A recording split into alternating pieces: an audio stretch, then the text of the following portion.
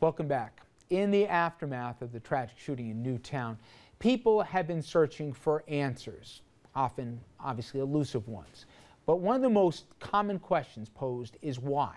How did this happen? What could have been done different to prevent it? And if nothing else is clear about Adam Lanza, it's that he had long been troubled in ways that his mother saw, but perhaps didn't know how to deal with. An estimate is that 1 in 5 children suffer from a mental disorder or illness, and their parents are often desperate for help and for answers. For millions of parents who have children with mental illnesses or disorders, the struggle is a daily one. It's terrifying, it's distressing. The legacy of parents being blamed for their children's mental illness lingers. Tricia Lammers, she knows this firsthand. My son does suffer from mental illness. We have been battling this since the fall of 2008. In November, she prevented a tragedy by calling police on her 20-year-old son Blake, who was plotting a movie theater massacre at a screening of Twilight. Authorities stopped him just in time. I think any mom at any time would blame herself that she did something wrong. But what to do with these troubled young people, especially when resources for the mentally ill are in short supply? A few years ago, Jody Richardson, a teacher and mom, said her 11-year-old was growing increasingly out of control, even threatening her physically. Pretty much every day you kind of think, well, what have I done to bring this on? What am I doing wrong? Since then, her son has been diagnosed with 2 mental disorders. But even with a diagnosis, they're still fighting an uphill battle. Why would I want to raise a bully? I am trying hard. The resources for parents dealing with these things vary enormously from state to state, from county to county, from district to district. No one knows that better than the Wollenberg family. When ABC met them in 2010, 13-year-old Brenna was having a psychiatric episode. No, I can't stop! I cannot stop! She was begging to be hospitalized. I'm calling to find out if you have any beds available in the adolescent unit. I just wanted to know if you had a bed. Find out if you have a bed. Okay. So they have a bed right this second, but it changes minute to minute. 3 weeks later, the hospital reluctantly discharged Brenna because their insurance wouldn't pay anymore, leaving her parents to yet again look for their own solutions. And in the wake of the tragic shooting, we've been able to piece together just a hazy picture of who Adam Lanza was. Again, more questions than answers in yet another element of this tragedy. What the final years of his life were like, and also another mother of a different mentally ill child speaking out and in many ways opening up a discussion about mental illness in America. I know many of you have seen this. Lisa Long, an author and a mom, she wrote this article called I Am Adam Lanza's Mother. And in it she writes, quote, I live with a son who is mentally ill. I love my son, but he terrifies me. A few weeks ago, Michael pulled a knife and threatened to kill me and then himself after I asked him to return his overdue library books. His 7- and 9-year-old siblings knew the safety plan. They ran to the car and locked the doors before I even asked them to. Well, joining us to help explain what it's like here to live with not only a mentally ill child, but also the challenges surrounding mentally ill children for their loved ones are Stamatia Pappas, president of the Westchester chapter of National Alliance on Mental Illness, and Sharon McCarthy, a mother of a mentally ill daughter. And I want to thank you both for joining us. I'll admit, before this tragedy, my knowledge of the challenges facing families with a mentally ill child was very limited, and it still is. But I did come across some numbers, and I know you guys are speaking from the New York perspective, but just in Connecticut, the Connecticut public mental health system currently provides coverage for less than 1 in 5 residents, and it disproportionately, mental health challenges falls on families that are not of great means here, that need help. And there's a cost component, there's a component about where do you turn. Talk about some of the challenges as a parent about, I would just think, sometimes impossible decisions about where do I go, what do I do next, how do I handle the situation, what's the line between trouble and much more dangerous. It's got to be not only exhausting, but extremely, extremely trying. It is exhausting, and it is trying, and you don't know, there's nobody who tells you who to turn to. You're dealing with professionals, and sometimes you don't know what you should expect, what you should demand, which makes it very difficult.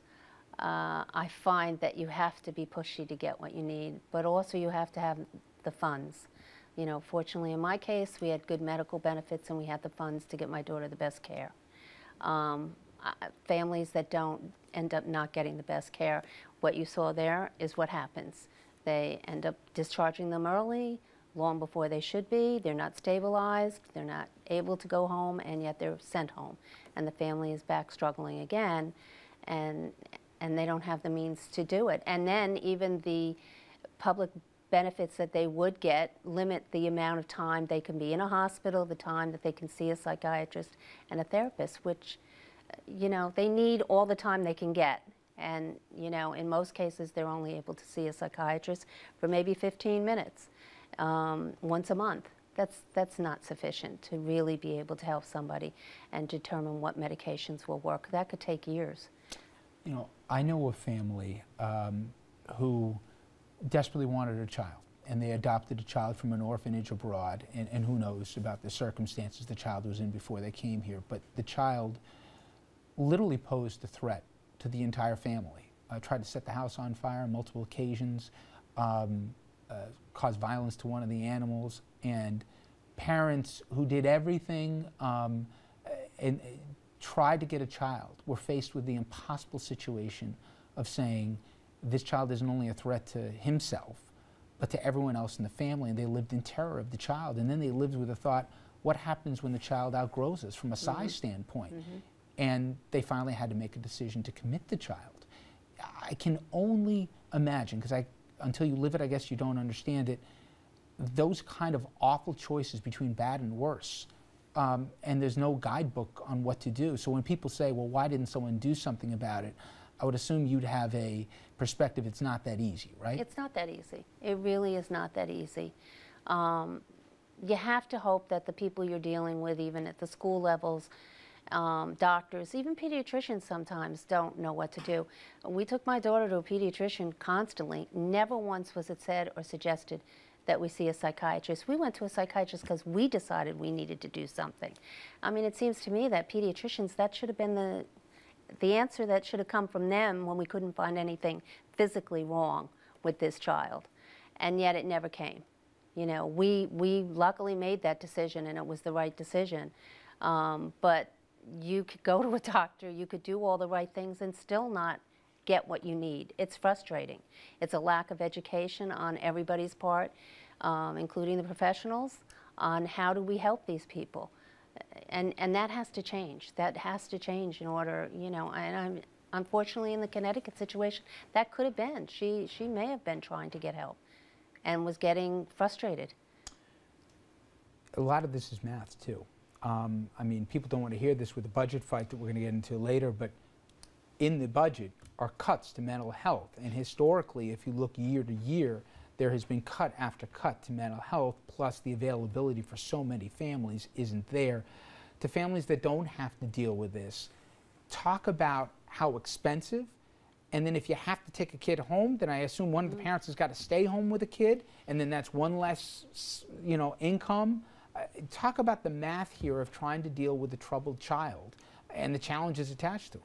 First, I want to say that the Affordable Care Act will cover mental illness for many people. One of the big elements in it, right? Absolutely. So that's the good news. But I'd like to go, if you don't mind. I know right now everybody's really focused on the mentally ill and the violent aspect of mental illness, and that is really a very small component. Most people with mental illness are not violent at all. Most people with mental illness are victims of violence because they're teased, they're stigmatized, and the families also are stigmatized. And that's also a tragedy. So I don't want to minimize what happened last week, and definitely this was a very violent individual. But I do want everybody to understand that this is really the exception. Well, and that came up when somebody was, I think what happens is sometimes on TV, when you have an unfolding situation, people play amateur, fill in the blank, including psychologists, and Asperger's somehow got transferred into this violent precursor, which every professional says it isn't. But there is a window of time in this country. This much I know from doing this. That people are willing to pay attention. And they're willing to pay attention to the needs in the mental health profession. Children fall through the cracks. You need to take this opportunity, I suggest, to tell how kids fall through the cracks and what as a society has to be done. So I'd like to address that. I'd like to start with most children who act out. Very often, mental illness doesn't always strike children. It very often happens a little bit later when they are 17, 18, 19 years old. That's when you start seeing some of the behaviors that are later identified as a severe mental illness. And it is, as a parent, as a family member, you see the behavior and you really, no one gives you an explanation. No one gives you, you have a child and by the way, they're healthy, but when, 17, 18, watch out for this possible break in his, watch his behavior. There's a chance of mental illness. None of us get, no parent, no family member gets the blueprint. This is what you have to look for. So families attribute this to outside environmental causes. Maybe it is drug abuse, any substance abuse. Maybe it is peer pressure. We don't know, parents don't know what the reasons are, what's causing the behavior. So it's very difficult to distinguish between something that's behavioral and something that's possibly biological, which a mental illness is biological. The schools are not equipped to identify that as well. And part of the problem here in New York State is that we have no mandated mental health education in our school districts. We talk about substance abuse, we talk about sex education, we talk about food disorders, but there is nothing that really mandates that we teach our children. This is what a mental illness looks like. Because of time constraints, what would make your lives and the thousands of families who are wrestling with this easier? You mentioned the Affordable Care Act. Yes. That will help. Right. But what else would help families who struggle with this every day, every hour? A lot of education, because the more you know, the more you can respond. So we need education, we need it at the schools, we need parents to be aware. I think that the providers, very often that is the pediatrician, the first person that sees the child, that knows the child. The providers need to be educated.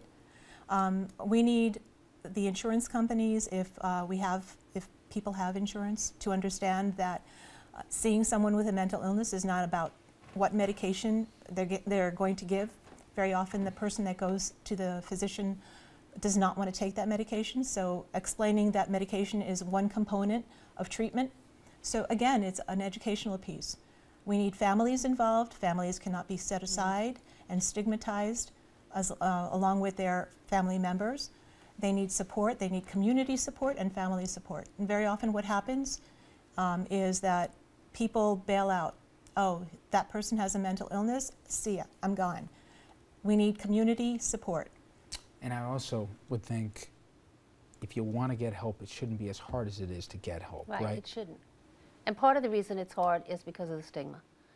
You don't know who to turn to. Nobody else around you is talking about it. You're there all by yourself dealing with it. And stigma is a big problem. I think that is a big reason why a lot of people don't seek out help. They don't want their neighbors to know.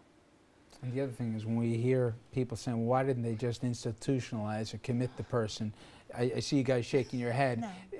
If only it were that easy, let alone from a family to just be able to say forget it, but then also on the second end, if it was only that easy to find a place that you can find a bed for the child, as we saw there firsthand. Right. I mean, in most psychiatric hospitals, it is hard to find a bed, but if you get into a good psychiatric hospital with a good treatment program, that person can come out and have a fulfilling life. And that's what every parent wants for their child. And that's what we need to have in the mental health system. Ladies, thank you very much. You're I welcome. appreciate a few minutes. We jump to a quick commercial break. Please stay with us.